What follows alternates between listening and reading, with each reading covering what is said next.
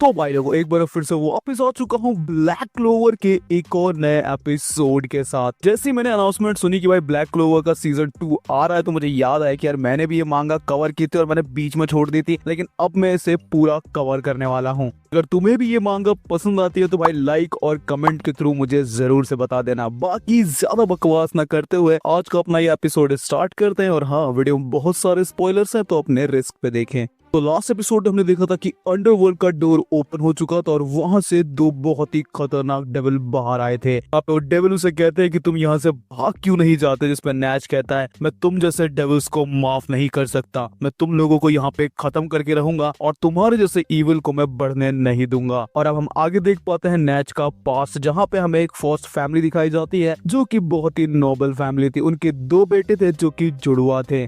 वैसे बड़े बेटे का नाम था नैच और छोटे बेटे का नाम था मॉर्गन। दोनों ही भाई एक दूसरे से बहुत अलग थे, जहाँ पे बड़ा भाई बहुत ही बुरा था और वो कोई भी अच्छा काम नहीं करता था और अपने मैजिक को भी वो सिर्फ अपने अच्छे के लिए यूज करता था। जो छोटा भाई था वो बहुत ज्यादा काइंड था और वो लोगों की नजरों में भी बहुत अच्छा था। उसने लोगों को बचाने के लिए मैजिक नाइट्स भी ज्वाइन किया था।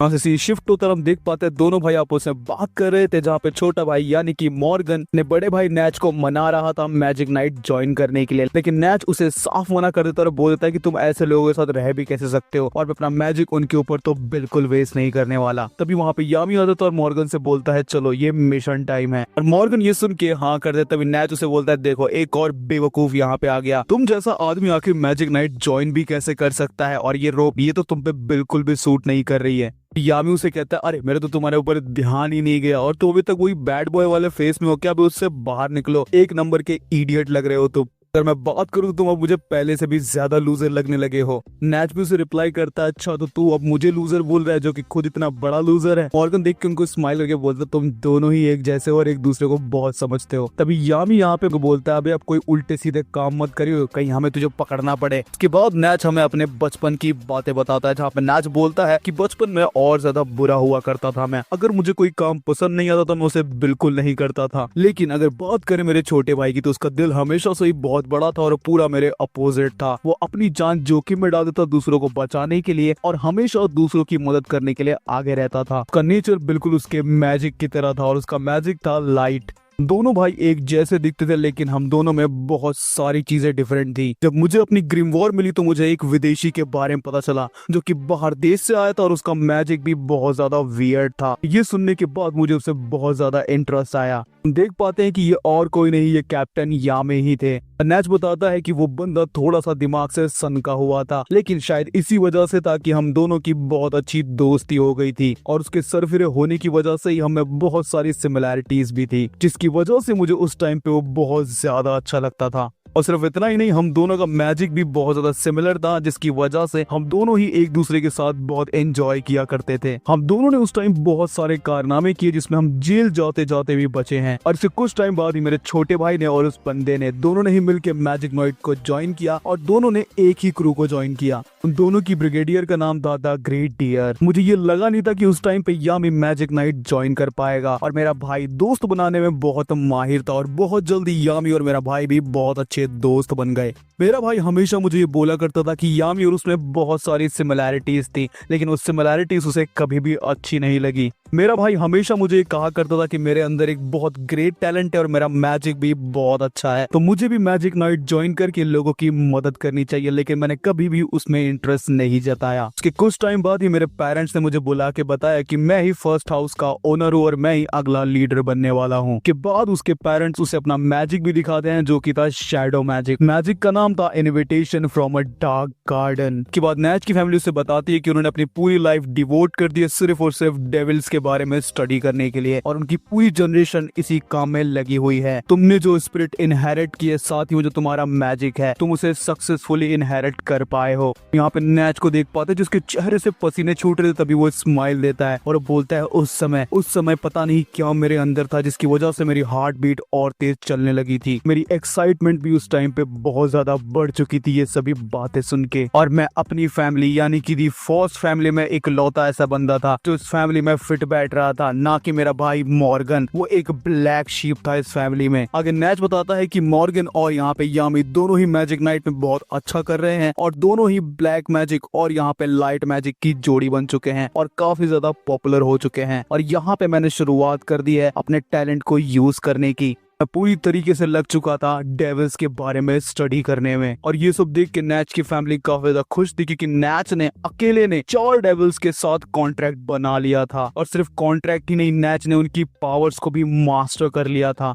उसकी फैमिली उसे जीनियस बुलाया करती थी। नैच के फादर उसे कड़ा देते और कहते हैं तुम्हें एक और डेविल के साथ कॉन्ट्रैक्ट बनाना चाहिए। तुमने 4 डेविल के साथ बहुत ही आसानी से कॉन्ट्रैक्ट बनाया है, तो शायद तुम इस डेविल के साथ भी कॉन्ट्रैक्ट बना सको। जहाँ पे नैच के फादर नैच को बताते हैं कि यहाँ पे अंडरवर्ल्ड की दुनिया में बहुत पावरफुल 3 डेविल्स हैं, जो कि है ग्रेविटी, स्पेस और टाइम। और उन सब का जो सुप्रीम लीडर है वो है यहाँ पे लूफियस। और लूफियस की मर्जी से ही ये तीनों काम करते हैं। नैच एकदम से भाई शॉक हो जाता है और सोचने लगता है कि एक सुप्रीम डेविल, ये तो बहुत अच्छी बात है और सच में मैं एक सुप्रीम डेविल को भी अपने अंडर ले सकता हूँ। लेकिन तभी हम देख पाते हैं वहाँ पे मॉर्गन यानी कि उसका छोटा भाई आ जाता है और वो नैच से मिलने नहीं, नैच को वहाँ पे रोकने के लिए आया था। मॉर्गन वहाँ पे बोलता है कि ये जो फॉरबिडन मैजिक आप लोग यूज कर रहे हो ये यूज करना अलाउड नहीं, और एक मैजिक नाइट के होते हुए मैं इस मैजिक को यहाँ पे रोकने के लिए आया हूँ। आप सब लोग जानते हैं कि ये मैजिक कितना ज्यादा डेंजरस और काफी लोगों को हार्म कर सकता है, तो आपको ये अभी रोकना होगा। नैच उसे रिप्लाई करता है तुम रोकने आए हो और खतरनाक खतरनाक में ही तो असली मजा है, और अगर मैं एक सुप्रीम डेविल को अपने साथ मिला लूं तो इससे अच्छा और क्या ही हो सकता है। और अगर जिंदगी में इतना भी रश ना हो तो आखिर क्या हो, ऐसी जिंदगी ही बेकार है। और तुम मॉर्गन और मैं, हम दोनों ही शुरुआत से ही अलग थे और अब यहीं पे मैं अपनी लिमिट्स को सरपास करूंगा। और तभी नैच वहाँ पे उस डेविल को बुला लेता और हम देख पाते हैं लूसीफिगस वहाँ पे आ जाता और भाई वो बहुत ही ज्यादा विशाल था, जिसको देख के खुद नैच की भी फट जाती है। नैच उसको देख के यही सोच रहा था कि इस रिचुअल के बाद तो इसकी पावर कम होनी चाहिए थी, लेकिन ये इतना पावरफुल कैसे है और मैं तो उसके सामने हिल भी नहीं पा रहा हूँ। तभी हम नैच के पीछे देख पाते हैं कि उसके सारे फैमिली मेंबर्स में आग लग जाती है क्योंकि लूसीफिगस उनको जलाना शुरू कर देता है। उस डेविल ने वहाँ पे सभी को मारना शुरू कर दिया था सिर्फ और सिर्फ नैच को छोड़ के, क्योंकि उसने उसको वहाँ बुलाया था। नैच तो बिल्कुल वहाँ पे फ्रीज हो चुका था और वो मन में यही सोच रहा था कि उसे इस डेविल को बिल्कुल नहीं बुलाना चाहिए था। तभी मॉर्गन वहाँ पे बीच में आ जाता है और नैच का हाथ पकड़ लेता है और उस कड़े को हटाने की कोशिश करता है। जहाँ पे नैच अपने मन में सोच रहा था कि ये क्या कर रहा है, अगर ये ऐसे थर्ड पार्टी इन्वॉल्व करेगा और इस कड़े को जबरदस्ती हटाएगा तो ये खुद भी अपनी जान से हाथ धो सकता है। नैच उसे रोकने की कोशिश करता है लेकिन मॉर्गन अपनी पूरी एनर्जी लगा के उसके उस कड़े को तोड़ देता है, जिससे कि लूसीफिगस भी वहाँ से गायब हो जाता है। देख पाते हैं कि भाई थर्ड पार्टी यानी कि मॉर्गन के इन्वॉल्वमेंट के कारण उसकी बहुत ज्यादा बुरी हालत हो जाती है, जो उसे अपनी गोद में लेता है। तभी मॉर्गन नैच से बोलता है मुझे पता था कि मेरी फैमिली एक फॉरबिडन मैजिक का यूज करती है और जब मैंने मैजिक नाइट ज्वाइन किया तो मैंने उनको इसके बारे में नहीं बताया, शायद इसी वजह से ही मुझे मेरे कर्मों की सजा मिली है। पर भाई हमेशा से आपके साइड बाय साइड खड़े होकर लड़ना चाहता था और एक ऐसी टीम बनाना चाहता था जो कि सभी को प्रोटेक्ट करे। बस इतना बोलते ही मॉर्गन वहाँ पे मर जाता है। मॉर्गन उठ जाओ, तुम ऐसे नहीं जा सकते हो, और वो गॉड से प्रे करता है भगवान उसे प्लीज छोड़ दो, उसे मत लेके जाओ, वो हमेशा से ही अच्छा था, जो भी बुरा काम किया है मैंने किया है, मैं उसे बहुत ज्यादा प्यार करता हूँ, उसे प्लीज मत लेके जाओ, उसकी जगह आप मेरे को ले जाओ। तभी नैच के दिमाग में एक आवाज आती है कि तुम गॉड को क्यों ब्लेम कर रहे हो, यू इडियट, तुमने हमेशा से वो किया जो तुम चाहते थे और आज तुम खुद ट्रबल में हो तो तुम भगवान को याद कर रहे हो। तुम्हें क्या लग रहा है कि सच में वो आके तुम्हारी मदद करेंगे? फिर से हम प्रेजेंट में आ जाते हैं और हम देख पाते हैं नैच और उन डेविल्स की लड़ाई को, और नैच बोला डैम इट, और मैं तुम दोनों ही डेविल्स को यहाँ पे रोक के रहूंगा और तुम्हें किसी भी इंसान को नुकसान पहुंचाने से रोकूंगा, और आज अभी और इसी वक्त मैं अपनी लिमिट्स को यहीं पे सर पास करूंगा। नैच अपने मन में सोच रहा था कि अभी मैं यहाँ पे नहीं मर सकता, मुझे अपनी जान की कोई परवाह नहीं है, लेकिन मुझे सिर्फ जीना है इस चीज के लिए क्योंकि मैं सभी लोगों को ऑर्डर दे रहा हूँ और इस मिशन को मैं लीड कर रहा हूँ। तो ये मेरी जिम्मेदारी है कि जब तक हम जीत नहीं जाते हैं तब तक मैं यहाँ पे हारूंगा नहीं और ना ही मैं मरूंगा। मैं इन डेविल्स को यहीं पे रोक के खत्म करके रहूंगा। लेकिन अभी के टाइम पे अगर मैं देखूं तो मेरी सिचुएशन कुछ ज्यादा अच्छी नहीं है। ये दोनों ही डेविल्स बहुत ज्यादा पावरफुल हैं और मिड रैंक के डेविल से तो मैं लड़ चुका हूँ, लेकिन ये उनसे बहुत ज्यादा ऊपर हैं। शायद इसीलिए ही इनको हाई रैंक डेविल कहते हैं। हाँ, मैं अपनी लिमिट्स को भी जानता हूँ, लेकिन इसका मतलब ये नहीं कि मैं यहीं रुक जाऊंगा। यहाँ पे हमें एक और पास का ग्लिम्स दिखाया जाता है जहाँ पे हम देख पाते हैं कि नेच अपने भाई मॉर्गन की ग्रेव पे आके रो रहा था और यामी उसके पास आके बोलता है एक दिन मैं अपनी ब्रिगेड जरूर बनाऊंगा और जब मैं इसमें कामयाब हो जाऊंगा तो मेरी ब्रिगेड के तुम वॉइस कैप्टन बनोगे और उस दिन हम दोनों एक दूसरे पे बहुत हंसेंगे। और यहाँ पे नेच अपने मन में सोच रहा था कि कुछ भी हो जाए मैं मॉर्गन की तरह बिल्कुल नहीं बन सकता, मैं कभी भी अपने आप को एक स्पॉटलाइट में नहीं ला सकता, मैं जो भी गलतियां की है मैं उनको कभी भी माफ नहीं कर सकता और ना ही उन गलतियों को कभी माफ किया जा सकता है